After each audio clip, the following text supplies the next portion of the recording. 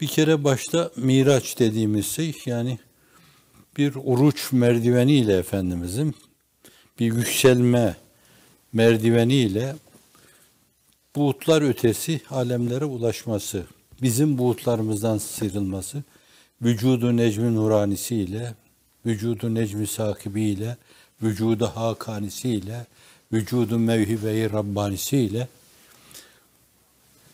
Nesimi'nin ifade ettiği gibi mekan-ı la mekan olması, o mekanın la mekan oldu, bu cismin cümle can oldu, nazar-ı hakayan oldu, özüm meslika gördüm diyor.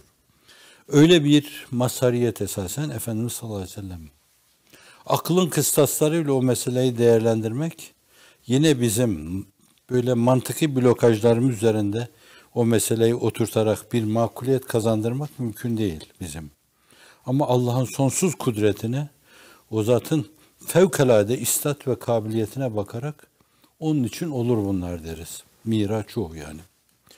Onun fevkaladelikler aleminde seyyahatı, ümmet adına seyyahatı. Fakat o seyyahat, Efendimiz sallallahu aleyhi ve sellemin o Şab-ı Ebu Talip'teki boykottan sonra, o boykotun son günlerine doğru kendisine her zaman bağrını açan, kollarını geren ve ona karşı en büyük müdafaa olan Ebu Talip vefat ediyor. O güne kadar ancak dayanabiliyor. Hazreti Hatice validemiz de vefat ediyor. İkisi de aynı senede vefat ediyor. Onun için o seneye de hüzün senesi deniyor. Allah Celle Celaluhu öyle yapıyor. Kalpteki ciddi bir hüzün, ciddi bir hafakan sizin ellerinizi açıp sabahlara kadar, sabahtan akşamlara kadar dualarınızdan daha tesirlidir. Keşke günümüzün böyle hakikat aşina nesilleri, felaketler karşısında duyarlı olan nesilleri de birkaç gece uykuları kaçsa, kalkıp delice sokaklarda dolaşsalar, ellerini açsalar, el eman ya hennan ya mennan deseler. Bu sabahlara kadar, sabahtan akşamlara kadar dua etmeden daha müessir bir şeydir. ızdırap en müessir bir duadır. Hüzün en müessir bir duadır. Bir bildiride onunla alakalı ona hüzün peygamberi denmişti. O hüzün hiç açılmaz gibi görülen kapıları açar, paslı kilitleri açar, paslı kilitleri bile açan sırlı bir anahtar. Hüzün. İşte insanlığın iftihar tablosu öyle bir hüzünle malemal, meşbu bulunduğu bir dönemde, adeta meşhun bulunduğu bir dönemde diyelim, sırtına binmiş gibi ağırlığını bir gemi gibi, haşa, gemiye benzetmek doğru değil onu, ama insanlığın yükünü sırtında taşıyan bir insan olarak taşıdığı bir dönemde Allah farklı bir aleme kapılar açtı onu. İnsanın 1000 senelik sevincine yetecek sevinç alanlarında dolaştırdı. Enbiya-i İzam'ın mihmandarlığıyla onu şereflendirdi.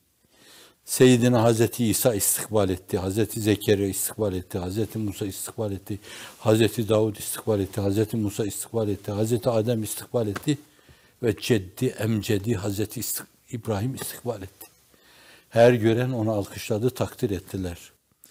Bu öyle bir sevinç zemzemesi ve demdemesiydi ki insan 1000 sene belki öyle sevinç zemzemesi, demdemesi yaşasa bu seviyede olamazdı. Hüzün bunlara netice verdi.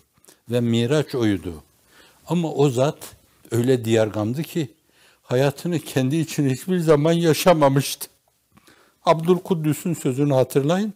Vallahi ben oralara çıksaydım bir daha geriye dönmezdim diyor.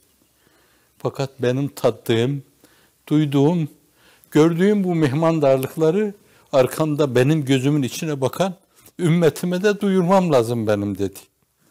Yoksa birileri gibi o da o makamda kalırdı. İdris aleyhisselam gibi, İsa aleyhisselam gibi kalırdı o makamda. Bir manada İlyas aleyhisselam içinde derler, kalırdı o makamda. Ama ümmetinin elinden tutmak için tekrar onların işlerine dönüyor. Dolayısıyla Miraç aynı zamanda ümmeti Muhammed için de bir miraç yoludur. Namaz müminin miracıdır, nurudur. Sefine-i dini namaz yürütür. Cümle ibadetin namaz piridir. Namazsız, niyazsız İslam olur mu? İmam Rabbani Hazretlerinin de bir sözünü Arapçadan Türkçe'ye çevirirken iyi bil ki Namaz müminin miracıdır diyor.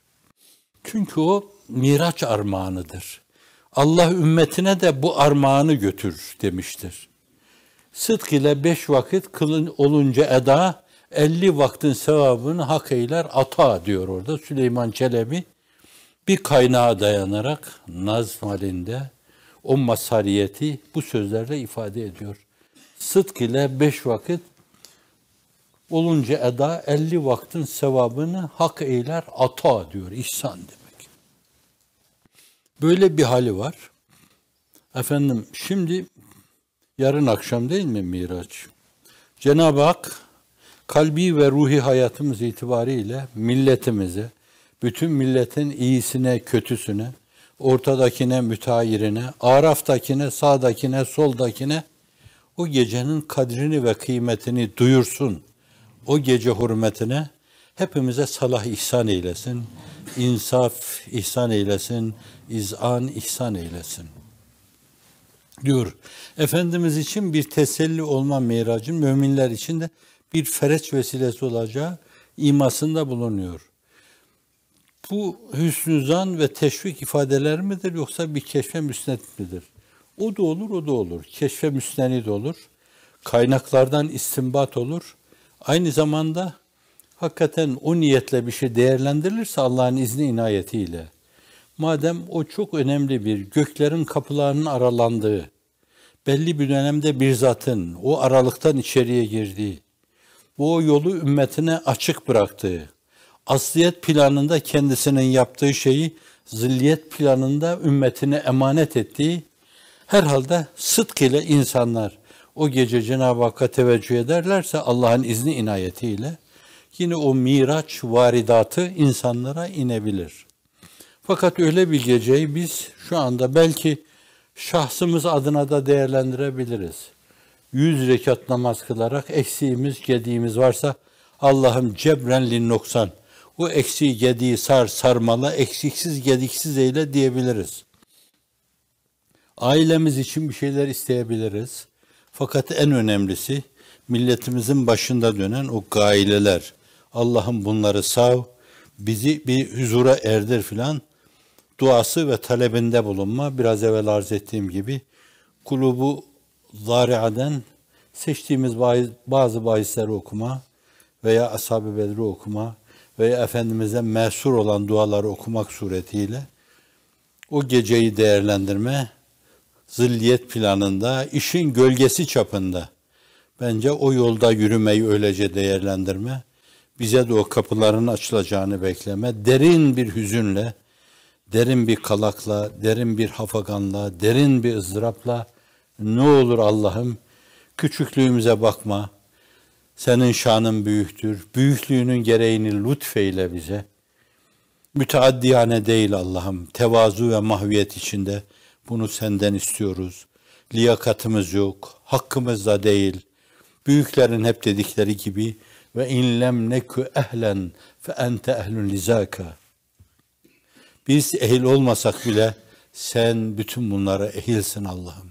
Sen yaparsın sultana sultanlık, gedaya da gedalık. Bizler birer dilenciyiz. Her şeye rağmen kapının tokmağına dokunuyoruz. Allah'ım bize istikamet, ruh selameti, insaf, izan, vifak ve ittifak düşüncesi, şefkat düşüncesi, acz fakr mülazası ihsan eyle. Bizi birbirimizle sarmaş dolaş eyle Allah'ım diye dua ederiz. Kim bilir, belki Cenab-ı Hak meseleyi ona bağlamıştır.